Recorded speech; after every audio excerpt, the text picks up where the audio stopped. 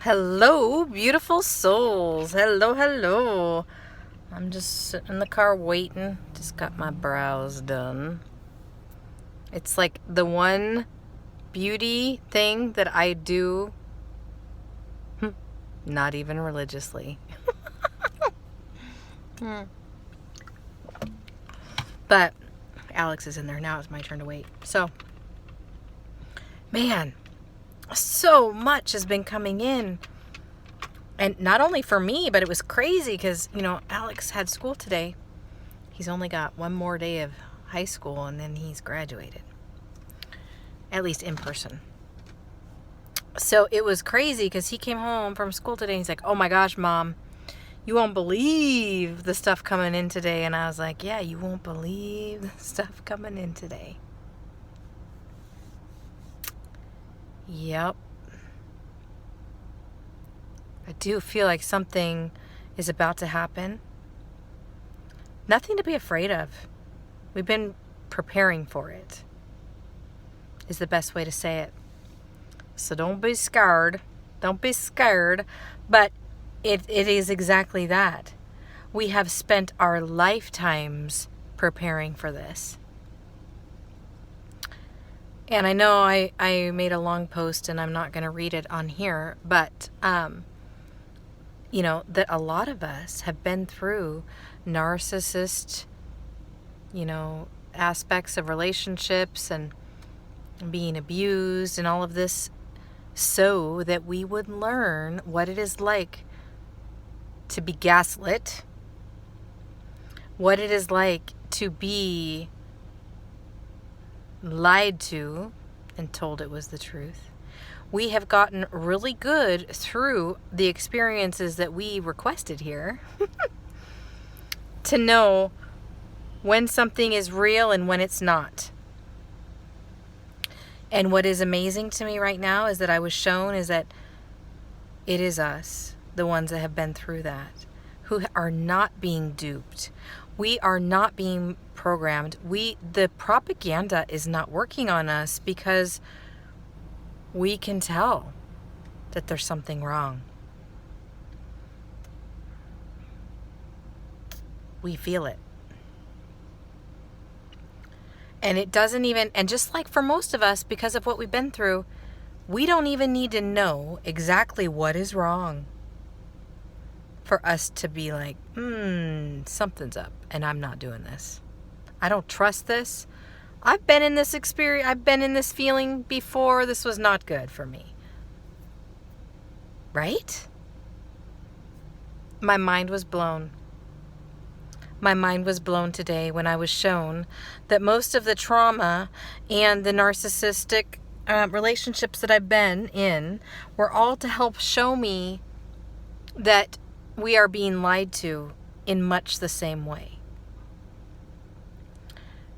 Many truths are being kept from us, and we are being told that if we do this certain thing, then we are protecting our fellow citizens. No. I'm sorry. My spidey senses are tingling. That does not feel true to me. And I know a lot of you guys that agree.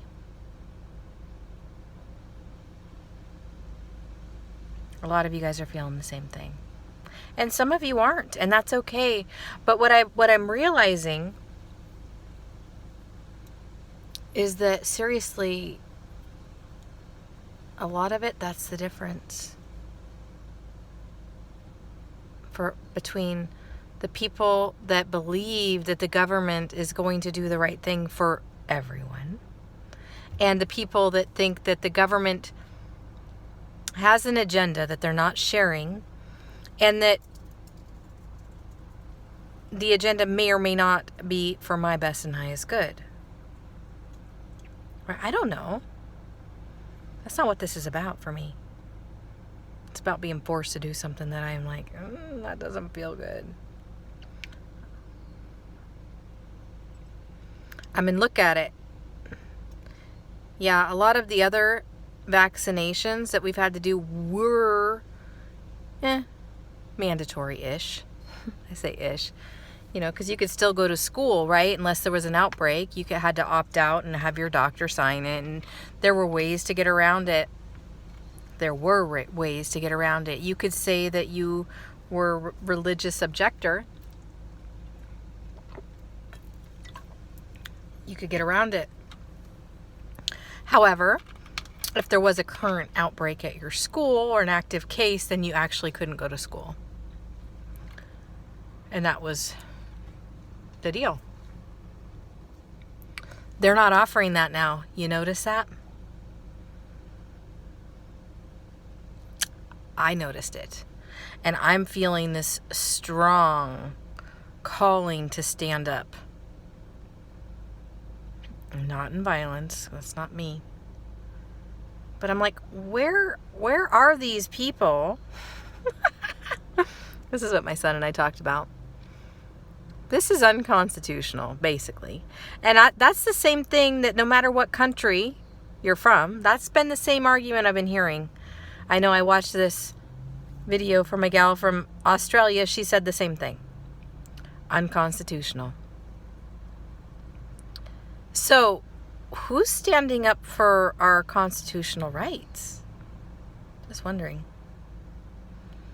And I asked my son that, and he's like, well, Mom, maybe that's what you're supposed to do.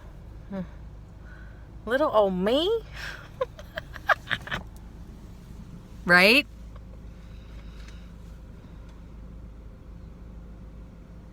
Somebody's got to. Somebody's got to say something. Somebody's got to say, you know what? This is not right. This does not seem right. And not only that, how do you force something that is an emergency? Right? The emergency whole thing is like, it's not even proven. I'm not even full anti-vax. And my anti-vaxxer friends are gonna be like, ah. I'm serious though. I get the tetanus shot. If I go get cut, I get the tetanus shot. I don't want no lockjaw. Flu shot? No, I'll roll the dice. Pretty much everything else, I will roll the dice now from this point on in my life.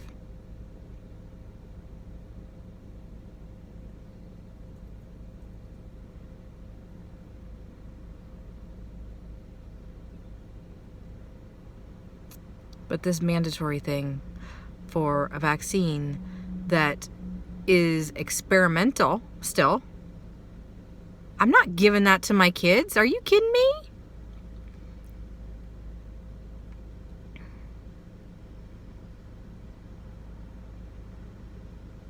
I don't want to give that to my kids. I don't want to take it.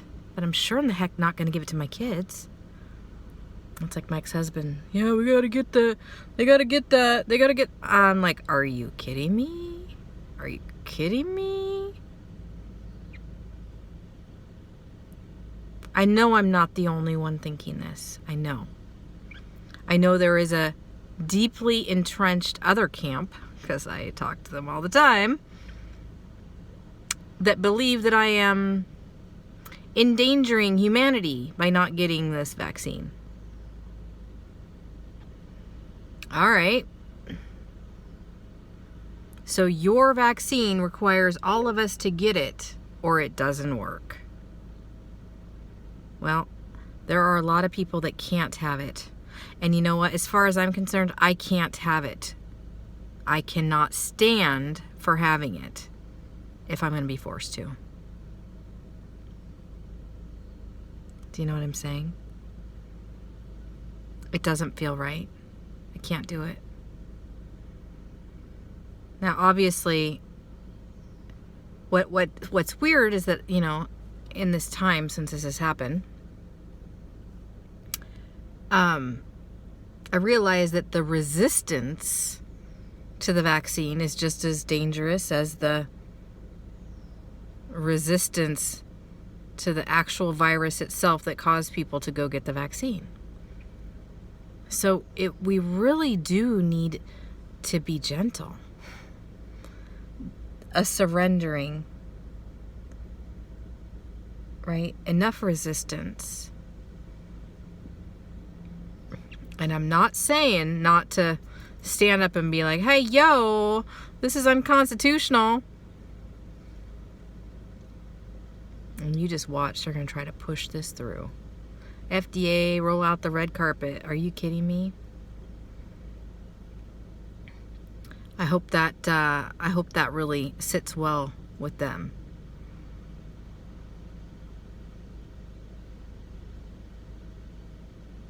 I don't know. It's been very interesting. All right. I love you guys. Peace out.